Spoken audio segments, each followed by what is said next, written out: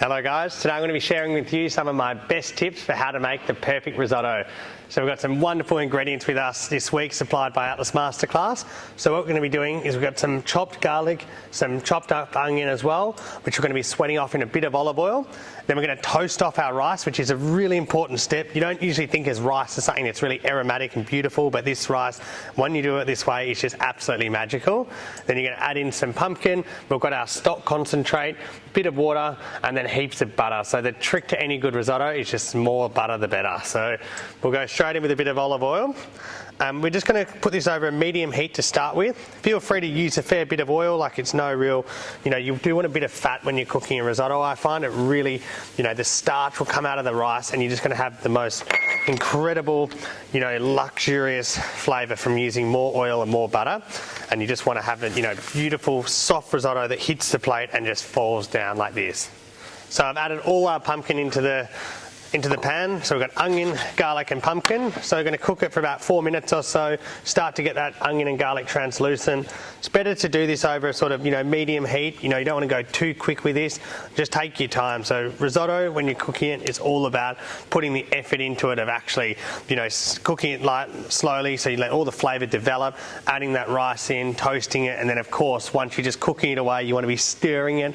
The more times you stir it, the more delicious it will be as well. So you'll notice here I am using a non-stick pan, but you won't have to do that either. You can use a normal pan, but just do remember if you don't use a non-stick, it can stick to the bottom. So you might find that it's best to always just be really with a wooden spoon scraping that bottom to make sure that it's just going to not stick to the bottom of the pan and you get to serve an incredible dinner. So now I've toasted off that rice, smelling so fantastic already. I just love the smell of garlic when I'm cooking in the kitchen. And I'm going to add in that stock. And that should sort of bubble away and you'll see it will look quite wet. I'm going to clean down the side of the pan just to make sure it's all submerged. And then I'm just going to basically let the heat turn up a little bit. The sooner it sort of comes to the boil, you can smell those wonderful vegetables in that stock. It's so intense. I'm going to add a splash of the water now as well. And then with this, I'm just going to literally bring it to the boil, turn it to a simmer, and then I'll keep stirring it. But you just want to have to make sure that you've got this absolutely luxurious, beautiful, creamy risotto at the end. So it's really up to you to, use all the ingredients provided and really make it your own.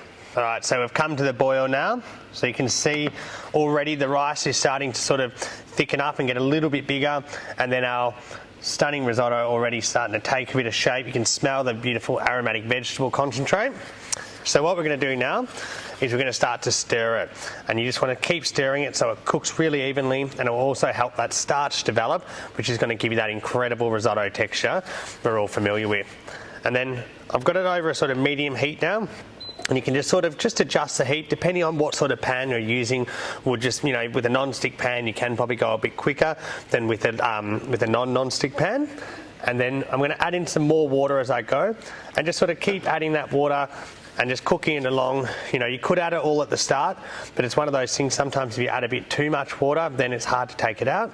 Where if you're just adding it as you go, and you just want to keep it nice and liquidy, and as it starts to cook, it will really start to come together and get that incredible, delicious texture we're going for.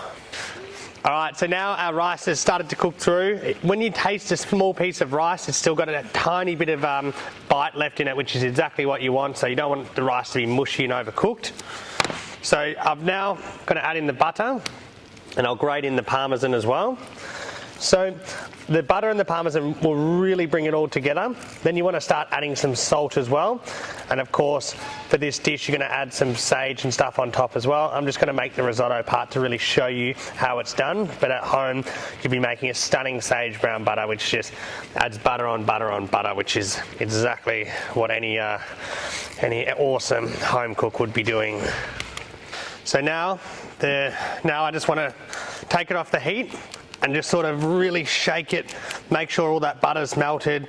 It will look so creamy and delicious. That's what you want to see. Really stir it. Obviously have a taste as well. So I've got a little spoon here. So just checking the rice is cooked, when you bite through it, it can have a little bit of grit, like just the tiniest amount, but you do want to have really nice and soft. You'll be able to taste that parmesan and butter, which will just give it that creaminess you're looking for. Give it a really good mix. Absolutely stacks of food here. I put it on the plate like this, and this is why you want to make it quite wet, because it should, as you drop it on the plate, it should just almost fold out like so. And then I just spread it out like that. You know, just the most incredible texture there. You'll be able to see it just absolutely glistens on top. This would be what your sage butter would look like. And then that there is our stunning risotto and a taste of Italy.